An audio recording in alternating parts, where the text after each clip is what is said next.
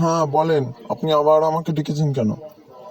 আমার বক্সদের বাড়া সেদিনকে একটা ট্যাবলেট দিয়ে গেছি, সেই ট্যাবলেট আবার কাজ হয়নি, আবার বলিস দেখেছি কেন?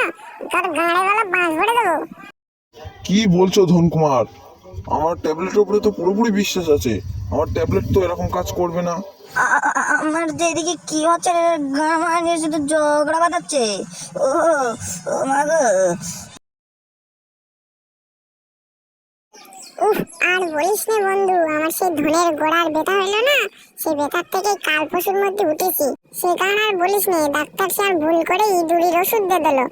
আর সে পাড়া বলিস না, ফুলে উঠে পুরো। কোন বকচোদ সে বানা? সে বলিস না, আরেকদিন সে হট ডান্স মেলায় গেছি, আর ওখানে একটা ডাক্তার বসছিল দেখি। সেই ডাক্তারের ধরে নিয়ে আমার বাবা এসে পোনায় পোনায় ইঞ্জেকশন পুড়িয়ে দিয়েছে। আর বাবা তো আর জানে না যে ওটা ইঁদুরির ইঞ্জেকশন। সেই গাঁর পোনা পোনা জ্বালা করতে পুরো। ও ওই সে ভণ্ডসুতি ডাক্তার। ওই ডাক্তার আমার খালার কি করলো জানিস? এই শোন তালি গল্পটা। কি রে, তোর খালা সে মির্গি ব্যায়াম ছিল, ওই খালা নাকি? ওর মনে হয় আবার মির্গি ব্যায়াম বেশি হয়ে গেছে। শালা পাগল চুদি ডাক্তার তো একটু ভণ্ডমান। সকাল সকাল এসব সহ্য করা যায় বানা?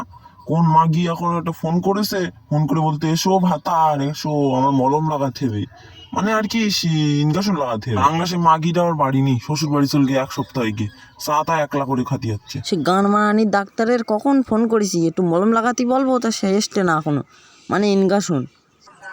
বাবা বেঁচে গেছি, ডাক্তার লাগিয়ে দিয়েছে মানে মলম। আচ্ছা, লাগিয়ে দেওয়ার পরে কাজগুলো কিরকম ভাবে করতে পারে একটু দেখি তো। হাতে ছুটে না, হাতে বিচ্ছিল ডাক্তার, আমি আবার ফিরে আসবো।